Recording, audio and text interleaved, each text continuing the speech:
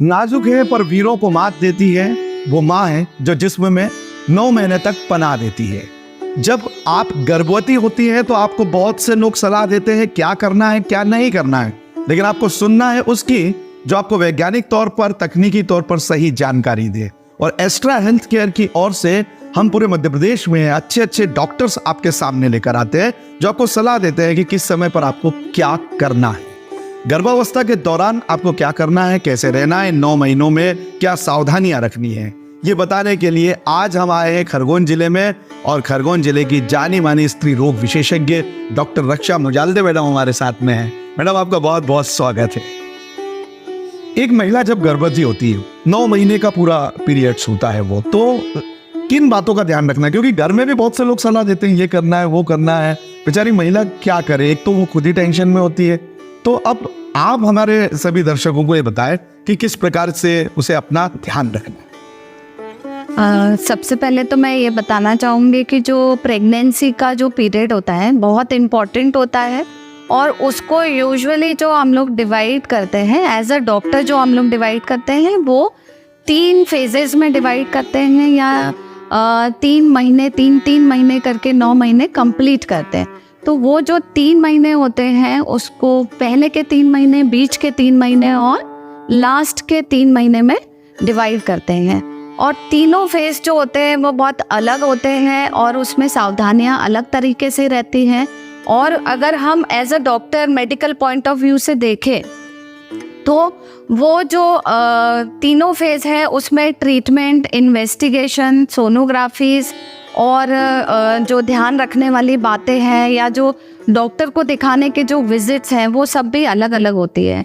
तो यूजुअली जो हम लोग पेशेंट्स को या फिर जो भी हम लोग जानकारी देते हैं वो इन 3 फेजेस को अलग तरीके से देखते हुए करते हैं। तो मुझे लगता है कि मैं भी वही कहना चाह रहा था कि क्यों ना फिर हम इसे फेस वाइज ही बात करें। तो शुरू के जो 3 महीनों का फेज है उसकी सबसे पहले बात करते हैं। बिल्कुल, उस समय क्या ध्यान रखना है महिला को? हमको जैसे पहले के जो 3 महीने हैं, सबसे पहले तो क्या होता है कि पहले जो 1.5 महीना है वो इसी में निकल जाता है कि हाँ अब पता चला है कि अब प्रेगनेंसी आई है। क्योंकि फर्स्ट पीरियड जो मिस होता है वो तब तक यूजुअली 4 वीक्स या 4 हफ्ते जो है, जो उसकी डेट आने वाली है वो मिस नहीं होता है, तब तक पेशेंट को पता नहीं होगा कि हाँ अब मैं प्रेग्नेंट हो गई हूँ। तो जैसे ही उसके पीरियड मिस होंगे तब वो थोड़ा सा घर पे ही कॉन्शियस हो जाएंगे और फिर वो 7 दिन, 8 दिन या 10 दिन में जा कर के अपना टेस्ट करते हैं। आजकल ज़्यादातर ये होता है कि वो लोग खुद ही अपना टेस्ट कर लेते हैं क्योंकि रेडी किट्स अवेलेबल होते हैं। तो वो ओवर द काउंटर सब मेडिकल स्टोर्स पे भी मिल जाती हैं। जो यूरिन टेस्ट होता है वो घर पे भी कर लेते हैं, और यही टेस्ट जो है वो लैब्स में भी हो जाता है, यूरिन टेस्ट। बट अगर हमको उसको कंफर्म करना है तो हम ब्लड टेस्ट होता है एक बीटा HCG, उससे कंफर्म कर लेना चाहिए। मतलब जैसे ही घर पे पहली बार उन्होंने टेस्ट किया तो वो आप सीधे डॉक्टर के पास पहुंचे। और अगर टेस्ट नेगेटिव आ रहा है तो भी उनके लिए कंसर्न है, और पॉजिटिव आ रहा है तो ऑफ कोर्स डॉक्टर को दिखाना है। जो इसमें जो सलाह वाली बात है वो ये है कि जैसे ही ये हुआ, पीरियड मिस हुआ, तो नेक्स्ट 7 डेज में आपको टेस्ट कर ही लेना है, और डॉक्टर से मिल भी सकते हैं आप। और घर पे अगर टेस्ट पॉजिटिव आया है तो आप डॉक्टर से उसी समय मिल ले, या फिर 10 दिन 15 दिन के अंदर तो मिल लेना है उनसे जी। दूसरी इम्पॉर्टेंट चीज़ ये है कि कई बार कुछ लोग जो हम लोग यहाँ खरगोन में रहते हैं वो लोग ये चीज़ डिले कर देते हैं कि अच्छा चलो टेस्ट तो पॉजिटिव आ गया है और अब हम डॉक्टर को बाद में जाके दिखाएंगे, या फिर अब जब 3 महीने हो जाएंगे तब हम जाके दिखाएंगे। तो ऐसा नहीं करना है। जैसे ही टेस्ट पॉजिटिव आए या पता चले कि प्रेगनेंसी है तो डॉक्टर को कंसल्ट करें। और उसके अलावा कुछ इम्पॉर्टेंट चीज़ है, जैसे शहर के लोग फटाफट डॉक्टर के पास आ जाते हैं। जो गांव के लोग हैं, जो पेरीफेरी में रहते हैं, वो लोग डॉक्टर को अप्रोच नहीं करते हैं या उनके लिए अवेलेबिलिटी नहीं है। उनके लिए ये सलाह है कि आंगनवाड़ी में जाकर के वो लोग folic acid, at least folic acid की गोली लेना चालू कर दें वो लोग, क्योंकि वो बहुत इम्पोर्टेंट ड्रग है। जी।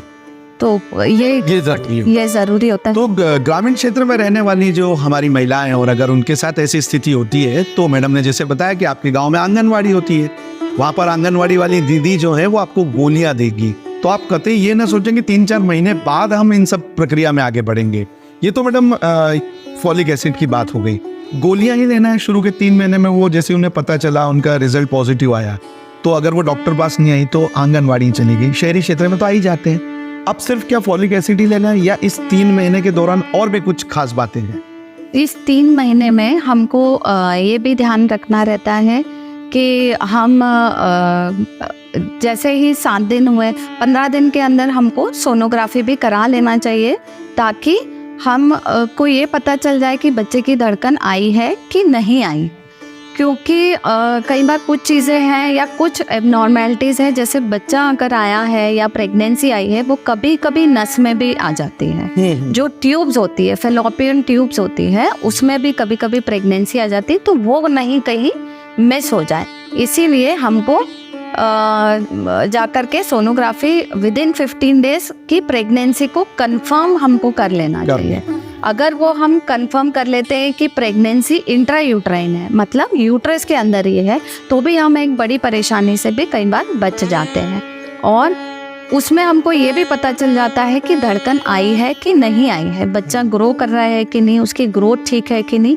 और ये वाली जो सोनोग्राफी होती है, ये इम्पोर्टेंट इसलिए भी होती है क्योंकि इससे हमको जो लास्ट की डेट है, जो उसकी डिलीवरी की डेट है, वो निकालने के लिए भी आसानी होती है जी। बहुत बार पेशेंट कंफ्यूज होते हैं कि जो डिलीवरी की डेट है वो हम लास्ट की जो सोनोग्राफी है, आखिरी महीने की सोनोग्राफी, उससे हमको पता चलेगा, पर यूजुअली ये नहीं होता है, ऐसा नहीं है। जो फर्स्ट सोनोग्राफी होती है उससे हमको कंफर्म करना रहता है कि लास्ट की जो डिलीवरी की एक्सपेक्टेड जो डेट है वो फर्स्ट सोनोग्राफी से होती है। इसीलिए पहले 3 महीने में जो सोनोग्राफीज है वो इम्पॉर्टेंट है। और जो भ्रांति है कि हमको सोनोग्राफीज ज़्यादा नहीं करानी चाहिए या जाते से सोनोग्राफी नहीं कराना चाहिए या सोनोग्राफी 3 महीने के बाद करानी है, ये बिल्कुल नहीं करना चाहिए। पहले बार में confirmation of pregnancy with cardiac activity, मतलब धड़कन आई है कि नहीं आई है, वो बहुत इम्पॉर्टेंट है। उसके बाद की जो सोनोग्राफी होती है, जो 3rd मंथ चालू होने के पहले पहले होती है, या 3rd मंथ चालू नहीं, 3rd मंथ ख़त्म होने के समय में जो होती है 11 to 13 वीक पे, वो भी इम्पॉर्टेंट होती है। और वो इम्पॉर्टेंस हम तब बता सकते हैं जब पेशेंट हमारे पास 1.5 महीने में आ गया है, तब हम उसको बता पाते हैं कि हाँ, अब आपको 3रे महीने में भी जो इम्पॉर्टेंट सोनोग्राफी है वो भी आपको करानी है। तो वो भी एक इम्पॉर्टेंट टाइम है जी। इसीलिए इट इज़ डिसाइडेड, ये प्रोटोकॉल्स में भी अब आ गया है कि हमको एंटीनेटल विजिट्स जो हैं, जो गर्भवती महिलाओं को जो रेगुलर चेकअप्स हैं, वो प्रेगनेंसी पता चलते से हो जाना चाहिए, फिर 3rd मंथ में होना चाहिए, फिर ऐसे ऐसे करके वो डिवाइडेड है कि इस समय में अपने को डॉक्टर को दिखाना है। तो पहले 3 महीने जो होते हैं उसमें आप महीने के महीने आप दिखा सकते हो डॉक्टर को, और उसके बाद की जो दिखाना है वो आपको 28 वीक तक, मतलब 28 हफ्ते तक या 7वें महीने तक आपको हर महीने रेगुलर एंटीनेटल चेकअप्स कराने होते हैं जी। और ये सब इन्फॉर्मेशन इम्पोर्टेंट है पेशेंट को देना। जो हम शुरू से फीड करना चालू करेंगे, उनको शुरू से उनको अवेयर करेंगे, तभी जाकर के वो अगले अपने आने वाले जो 9 महीने हैं उसमें वो खुद की केयर कर पाएंगे। अदरवाइज ये होता है कि वो आते ही लेट हैं, तो वो खुद की केयर तब तक समझ में आ जाता है कि इसमें केयर नहीं कर रहा है पेशेंट। तो इसीलिए हमेशा ये कहा जाता है कि जैसे ही आप प्रेग्नेंट हो, आप डॉक्टर से मिलो। तो मतलब कुल मिलाकर ये बात हुई कि पहले जो 3 महीने जैसे उन्हें गर्भवती होने का पता चलता है, तो उसके बाद पहले तो उन्हें फॉलिक एसिड की गोलियां लेना है। गांव में है तो वो आंगनवाड़ी में ले सकती हैं, शहर में वो डॉक्टर को दिखा दिया। उसके बाद फिर पहली सोनोग्राफी उन्हें 15 दिन के अंदर करा लेना चाहिए, 1.5 महीने में करा लेना। मतलब सोनोग्राफी के मामले में आप लोग समझ जाएं कि जरूरी है पहले 1.5 महीने के पहले ही तो आपको एक पता चल जाएगा क्या स्थिति है। तो मैडम एक चलते चलते ये कि क्या शुरू के 3 महीने में कुछ खान पान पे भी कुछ ध्यान देना है, क्या करना? बिल्कुल ध्यान देना रहता है। पहले के जो 3 महीने हैं इसमें एक जो इम्पोर्टेंट प्रॉब्लम जो पेशेंट को फेस करता है वो है एक तो टेस्ट उनका पूरा ऑल्टर हो जाता है और उनको वॉमिटिंग्स हो रही होती हैं। तो बहुत सारा डाइजेशन का इशू हो रहा होता है और वॉमिटिंग के कारण पेशेंट बहुत सारा खाना खा नहीं पाता है और जो यूजुअली उसको अच्छा लगता है वो नहीं खा पाएगा वो।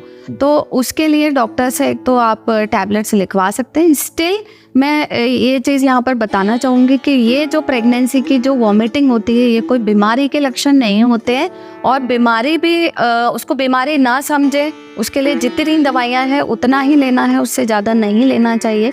ये धीरे धीरे करके जब बॉडी एडजस्ट हो जाती है प्रेगनेंसी को तो अपने आप 3 महीने के बाद ये वॉमिटिंग्स कम हो जाती है और ख़त्म भी हो जाती हैं। तो वॉमिटिंग से घबराना नहीं है और खाने पीने में जो स्पेशल ध्यान रखना रहता है, जो नहीं खाना है वो मैं बता देती हूँ कि पपीता नहीं खाना है, कुछ लोग अनानास या चीकू भी अवॉइड करते हैं तो वो भी नहीं खाना है। और एज अ डॉक्टर जो हाइजीनिक फूड है उसको ही लेना चाहिए, मतलब आप घर का खाएं, बाहर का अवॉइड करें, क्योंकि अगर लूज मोशंस हैं, वॉमिटिंग्स हो रही हैं तो डाइजेशन का इशू वैसे ही हो रहा होता है।